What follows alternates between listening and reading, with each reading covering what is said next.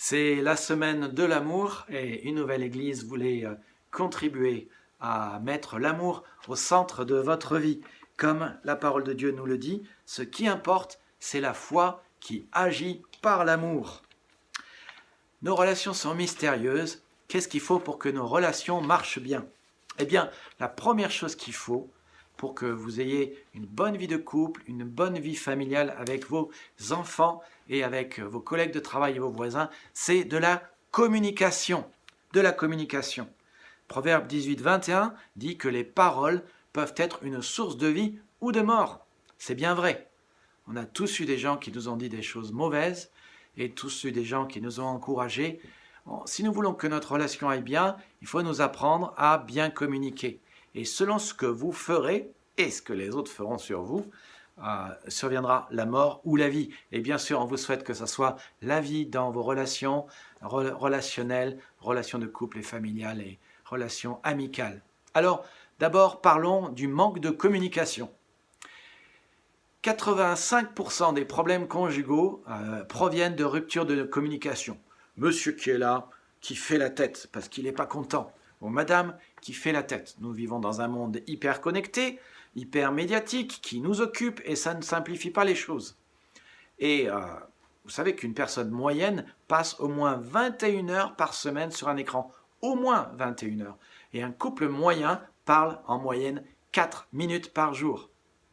Avant d'être marié, quand on est amoureux, on parle beaucoup. On est inséparables, on peut parler 24 heures sur 24. Et après des années de mariage, on ne parle plus que de l'agenda de la journée et de qui cherche les enfants. On parle des choses à faire, mais on n'échange plus rien. Et ça n'est pas si exagéré que cela. Un autre défi à relever est ce que nous disons ainsi que notre manière de dire les choses. Et vous connaissez peut-être Éphésiens 4, 29 qui dit « qu'aucune parole mauvaise ne sorte de votre bouche, dites seulement des paroles utiles qui répondent à un besoin et encouragent autrui pour faire ainsi du bien à ceux qui vous entendent. N'attristez pas le Saint-Esprit que Dieu vous a accordé. » Si vous voulez avoir une bonne communication, veillez d'abord à dire des choses utiles. Et on peut se poser la question, mais qu'est-ce qu'une chose utile? Eh bien, une chose utile, c'est une chose d'abord qui répond à un besoin. L'amour, c'est veiller au bien de l'autre et répondre à son besoin. On répond à son besoin et on cherche toujours à encourager autrui. Le but, c'est de faire du bien à ceux qui l'entendent. Et Dieu dit dans ce texte que si nous nous disputons, si nous ne vivons pas en harmonie, si nous nous communiquons mal, si nous disons des choses qui ne sont pas utiles, si nous disons des choses mauvaises, si nous disons des choses qui ne correspondent pas à un besoin, qui découragent autrui, alors nous attristons Dieu. Et donc, nous devons éduquer notre langue. Et ça passe par bannir les gros mots. Ça passe par ne pas dire d'insultes. Ça passe par arrêter d'étiqueter. Tu es bête. Tu es pas bien dans la tête. Tu es débile. Surtout pas faire ça. Ça passe par enlever les blâmes et les accusations. Qu'est-ce qu'un blâme et qu'est-ce qu'une accusation? Quand on dit « tu as fait cela » avec une chose négative.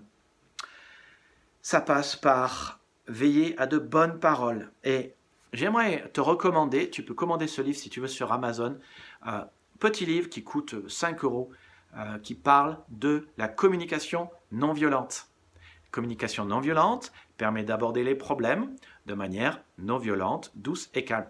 La majorité des hommes, quand il y a quelque chose, ils ont un besoin ou ils sont frustrés, ils engueulent les autres. Excusez-moi, ils disent des gros mots, c'est pas bien. Ils sont méchants, ils râlent, ils se plaignent. Alors que si vous utilisez la communication non violente, vous pourrez dire les choses de manière gentille et aimante. Alors, c'est quoi le format de la communication non violente? C'est très simple. Dans telle situation, voici les faits, voilà ce que ça fait sur la vie qui est en moi. Je ne peux pas fonctionner comme cela à cause de telle et telle raison, j'aurais besoin de ceci. Vous réalisez? Donc, les faits, ça c'est factuel. Ce qui s'est passé, ce qui a été dit. Qu'est-ce que ça fait en vous? Ça vous attriste, ça vous frustre? Exprimez vos émotions sans jugement, sans jugement. Et après, dites de quoi vous avez besoin. Ça, c'est éduquer sa langue. Un troisième problème, c'est la question dans le couple des sous-entendus et des attentes inavouées. Alors, dans le couple ou dans toute relation, c'est comme ça. On voit des choses et on croit que les autres voient ces choses. Mais ce qui est évident pour moi n'est pas évident pour toi.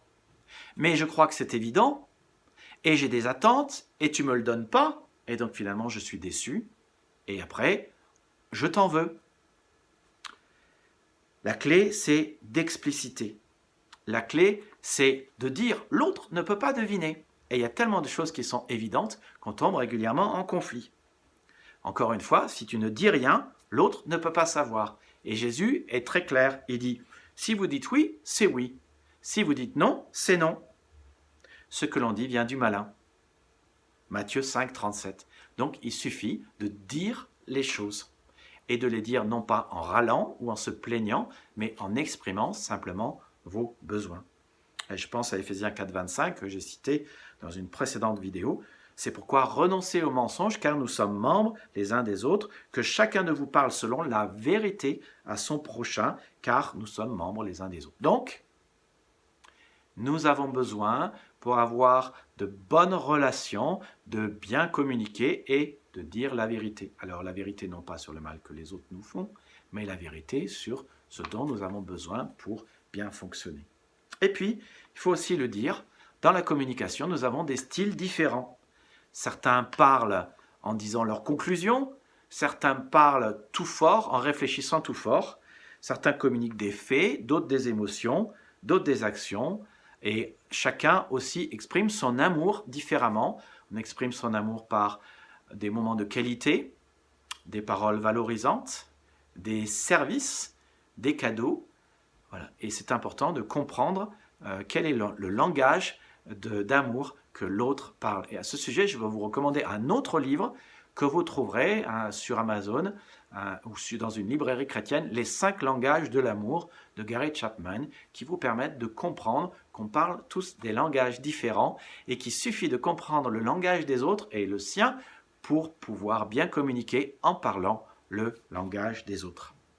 Dieu veut que l'amour soit au centre de votre vie et je vous invite aujourd'hui à essayer. Que Dieu vous bénisse et à bientôt.